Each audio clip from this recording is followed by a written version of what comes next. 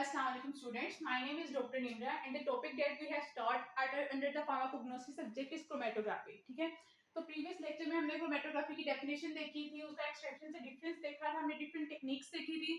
Now we have RF value. Chromatography का word जहां पे भी आएगा ना, आपको उससे रिलेटेड जो मेन क्वेश्चन पूछा जाएगा वो ये पूछा जाएगा कि आरएफ वैल्यू है क्या. ठीक है, क्रोमेटोग्राफी में मेन चीज होती है उसकी आरएफ वैल्यू, जिससे आप अपनी चीजों को आइडेंटिफाई करते हैं.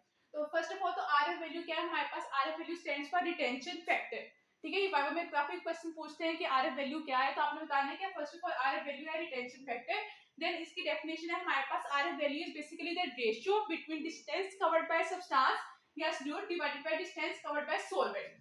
ठीक है, आरएफ वैल्यू क्या है कि आपका फ्लूइड जितना ट्रेवल कर रहा है, मतलब डिस्टेंस कवर कर रहा है, divided by distance covered by solvent, जो सॉल्वेंट जितना डिस्टेंस कवर कर रहा है. इसका फॉर्मूला क्या होगा हमारे पास. RF value is equal to distance covered by fluid divided by distance covered by solvent. ठीक है, होता ये है कि जो आपका क्रोमेटोग्राफी है ना, क्रोमेटोग्राफी में कोई भी आप जो यूज कर रहे हो, क्रोमेटोग्राफिक पेपर सपोज यूज कर रहे हो, आप उसके अपना सॉल्यूट अप्लाई करते हो, देन उस सॉल्यूट को आप डिप करते हो किसी सॉल्वेंट में. ठीक है, जब उसको सॉल्वेंट में डिप करते हो ना, तो आपका सॉल्यूट ट्रेवल करना स्टार्ट हो जाता है. तो डिस्टेंस ट्रेवल बाय सॉल्यूट, जितना आपका सॉल्यूट डिस्टेंस ट्रेवल करेगा, तो उसको आप डिवाइड करोगे डिस्टेंस कवर्ड बाय सॉल्वेंट से, देन आपके पास आरएफ वैल्यू आ जाएगी. ठीक है, नेक्स्ट आता है हमारे पास types of chromatography. Previous lecture में हमने पढ़ा था techniques of chromatography.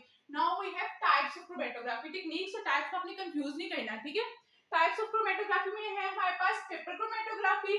Paper chromatography वो क्रोमेटोग्राफी जिसमें आप पेपर का यूज कर रहे हो. ठीक है, लाइक फिल्टर पेपर का यूज कर रहे हो. Then we have thin layer chromatography.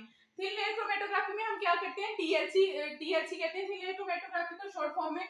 इसमें क्या होता है हमारे पास, हम एक थिन लेयर यूज कर रहे होते हैं पेपर के ऊपर या एल्युमिनियम के ऊपर कोई लेयर अप्लाई की होती है. Then we have column chromatography. Column chromatography में क्या होता है कि हम कोई कॉलम यूज करते हैं. Column in the form of glass भी हो सकता है. ठीक है, फर्दर लेक्चर्स में हम क्रोमेटोग्राफी की टाइप्स को ना डिटेल से डिस्कस करेंगे, लेकिन आज के लेक्चर में हमने डिस्कस करेंगे पेपर क्रोमेटोग्राफी को. ठीक है, क्रोमेटोग्राफी क्या है हमारे पास, सेपरेटिंग टेक्निक है, हमने डिस्कस किया था. देन पेपर क्रोमेटोग्राफी क्या है, technique of analytical chemistry. Analysis की एनालिटिकल केमिस्ट्री की एक टेक्निक है. कौन सी टेक्निक है, सेपरेटिंग टेक्निक है. तो इस टेक्निक में होता है कि हमारे पास compounds of mixture are separated by the chromatographic technique. ठीक है, हमें अपने मिक्सर में जितने कंपाउंड्स उनको सेपरेट करना है ना, उनको हम सेपरेट करते हैं with the help of paper. ठीक है, अब इसमें पेपर क्रोमेटोग्राफी में कौन से कंपाउंड्स हम इजीली सेपरेट हो जाते हैं. Mixer easily separated that have colour pigment. आपका जो प्रैक्टिकल नंबर 1 है प्रैक्टिकल नोटबुक में, वो भी तो यही है ना कि आपने इंक डाई इंक में से सेपरेट करना डिफरेंट कलर्स को. तो ये वही है हमारे पास, वो भी पेपर क्रोमेटोग्राफी का ही प्रैक्टिकल है आपका.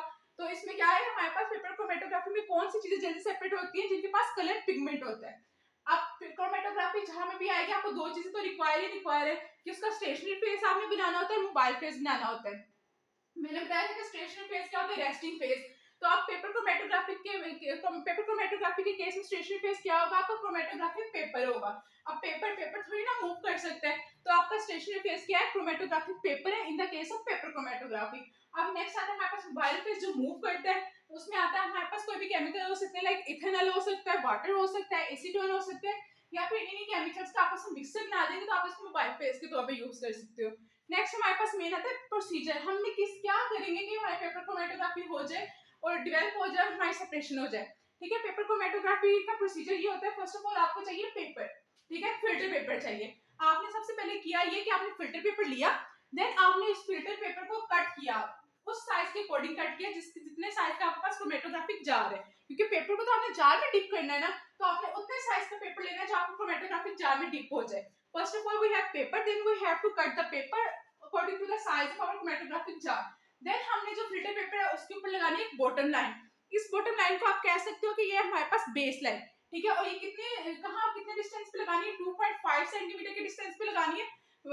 जो पेपर है ना, उसके स्टार्टिंग जो बिलो बॉटम लाइन है, वो आपने कितने 2.5 सेंटीमीटर डिस्टेंस पे लगानी है, मतलब नीचे से 2.5 सेंटीमीटर का डिस्टेंस छोड़ना है और लाइन लगा देनी है. ठीक है, अब लाइन लगाने के बाद जो भी आपका सैंपल है जिसको आपने सेपरेट करना है, उस सैंपल का एक स्पॉट आपने अप्लाई करना है ऑन बेस लाइन.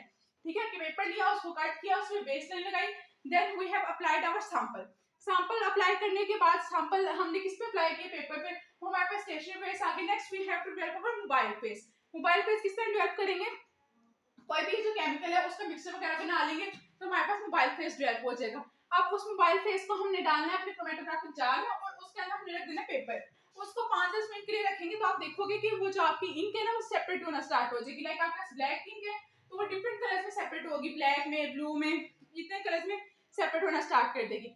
5-10 मिनट रखने के बाद जब वो टोटल डिस्टेंस अपना ट्रैवल कर लेना, आप देखोगे कि अब और वो ट्रैवल नहीं कर रही और सेपरेशन नहीं हो रही, देन आपने अपना पेपर निकाल लेना है, उसको ड्राई होने के लिए रख देना है, ठीक है। अब ड्राई होने के लिए रखने के बाद आपने उसकी फाइंड करनी है आरएफ वैल्यू, ठीक है।